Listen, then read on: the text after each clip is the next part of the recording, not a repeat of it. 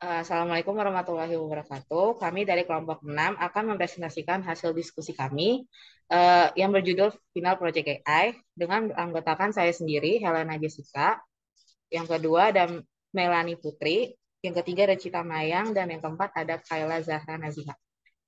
Untuk materi pertama akan dibacakan oleh teman saya, Kayla Zahra Naziha. Silakan. Baik, terima kasih Helena Jessica. Selanjutnya saya akan membacakan materi. Data science merupakan ilmu yang menggabungkan sebuah kemahiran di bidang ilmu tertentu dengan keahlian pemrograman, matematika, dan statistik. Tujuannya adalah untuk mengekstrak sebuah pengetahuan atau informasi dari data. Biasanya orang-orang yang mahir dalam bidang data science menggunakan algoritma machine learning atau pembelajaran mesin. Hal ini berguna dalam mengolah teks, gambar, video, audio, dan lain-lain. Untuk menghasilkan sistem kecerdasan buatan, sistem kecerdasan buatan ini dapat dirancang untuk melakukan berbagai tugas yang terlalu sulit untuk kecerdasan manusia. Hasil data yang diolah sistem kecerdasan buatan akan dapat dimanfaatkan oleh analisis dan pengguna dalam bisnis untuk merancang strategi yang tepat untuk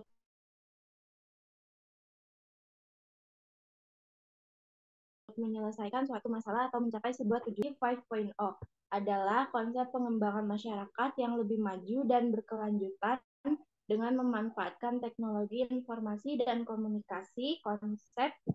Konsep ini menekankan pada penggunaan teknologi informasi dan komunikasi sebagai kunci penggerak dalam meningkatkan konektivitas dan interkoneksi antar perangkat dan sistem. Konsep ini didasarkan pada penggabungan antara dunia fisik dan dunia digital yang terkoneksi melalui Internet of Things dan diperkuat dengan kecerdasan buatan dan teknologi data science. Yang kedua, teknik-teknik yang dipelajari dalam data science meliputi yang pertama, pengolahan dan analisis data.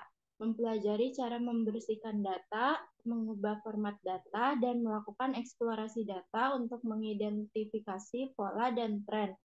Teknik analisis data seperti regresi, clustering, dan klasifikasi juga dipelajari. Yang kedua, machine learning. Teknik ini mempelajari algoritma machine learning seperti regresi linear, decision tree, dan k-nearest neighbors.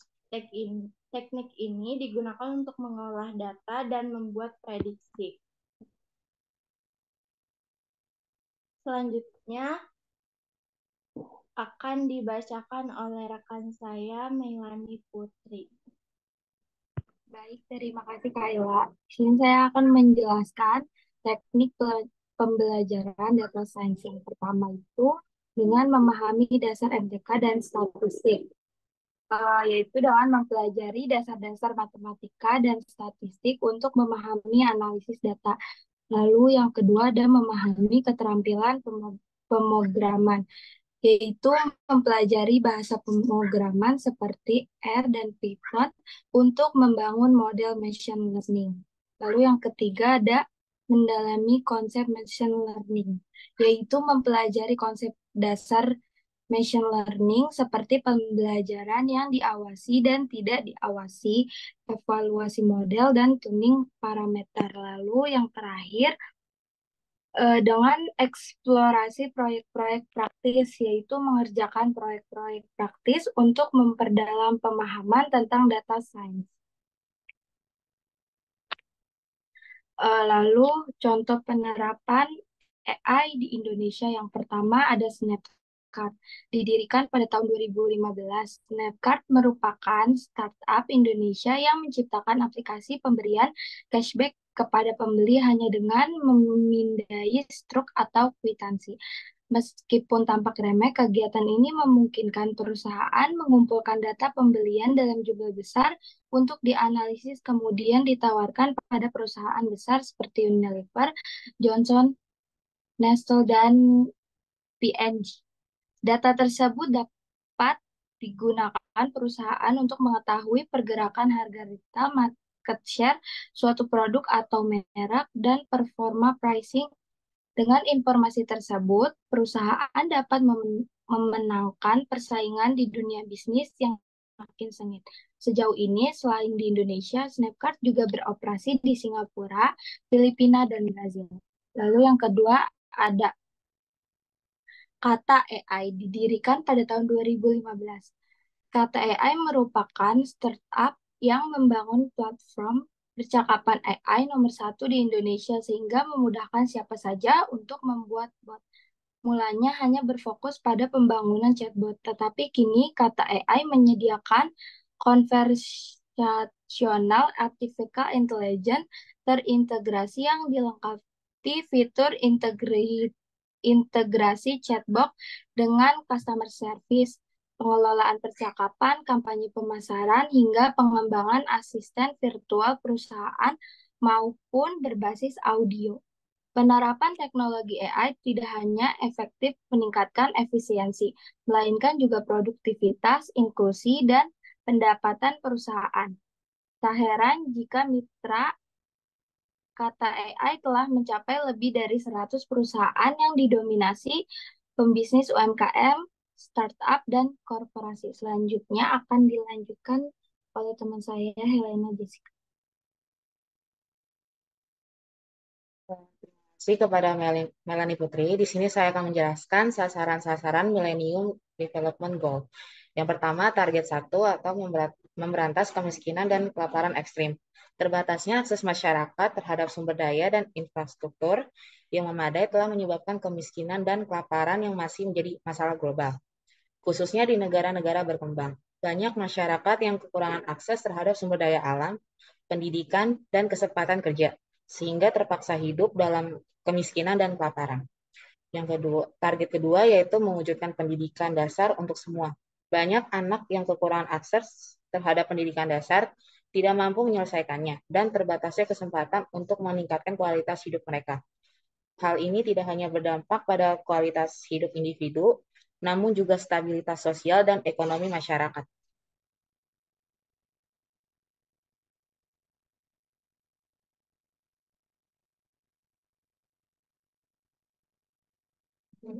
Adapun contoh 4 item PEAS atau Performance, Measure, Environment, Actuator, dan Sensors.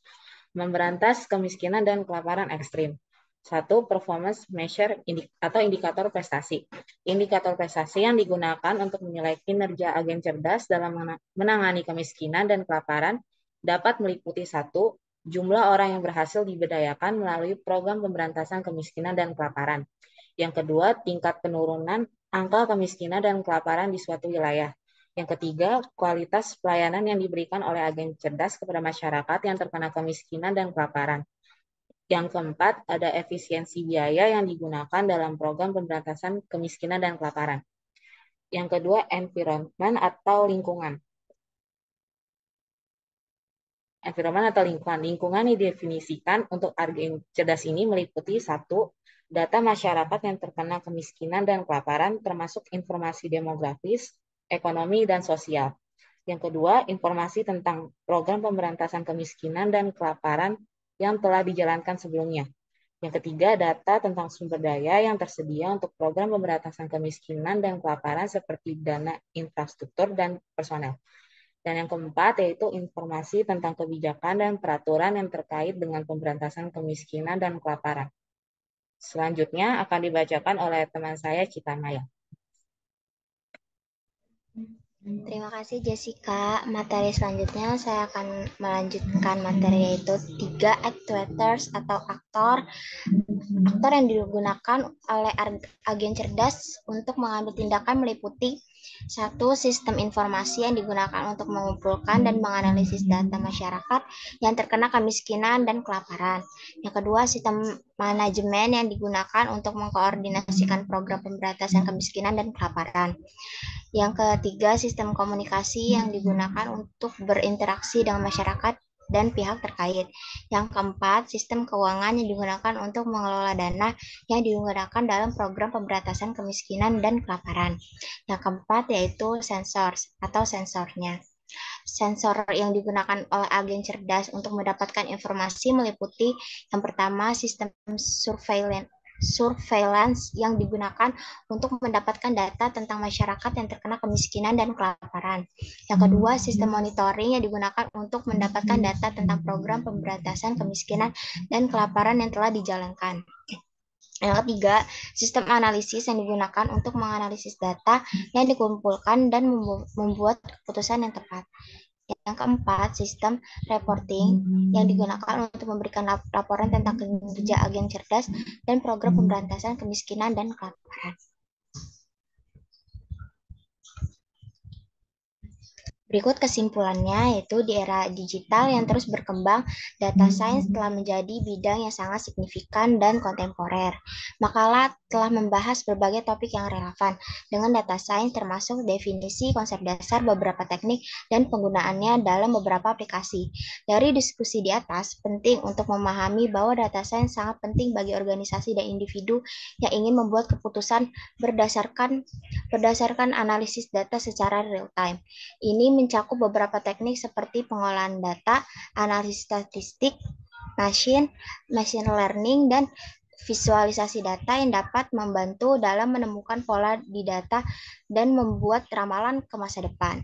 Selain itu, aplikasi dari data science telah mencakup berbagai bidang, mulai dari bisnis, kesehatan, keuangan, dan masih banyak lagi.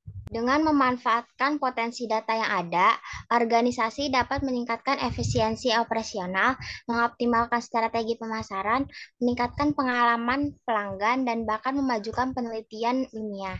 Tetapi, sementara data science menawarkan banyak kesempatan, ada juga tantangan seperti privasi data, keberlanjutan informasi, bias dalam model, dan interpretasi yang salah. Disinilah peran penting pelaku data science yang harus memperhatikan setiap aspek di atas dan mengambil langkah-langkah yang tepat untuk meminimalkan risiko. Oleh karena itu, data science adalah bukan hanya bidang studi, tetapi juga alat yang ampuh untuk mengubah cara kita melihat dunia di sekitar kita dan memanfaatkan potensi data untuk mencapai kemajuan yang lebih baik dalam banyak aspek kehidupan manusia. Selanjutnya saya akan kembalikan ke moderator. Baik, terima kasih kepada Cita Mayang. Mungkin itu saja presentasi dari kelompok kami. Kurang lebihnya mohon maaf. Wassalamualaikum warahmatullahi wabarakatuh. Waalaikumsalam warahmatullahi wabarakatuh. Terima kasih anak-anak.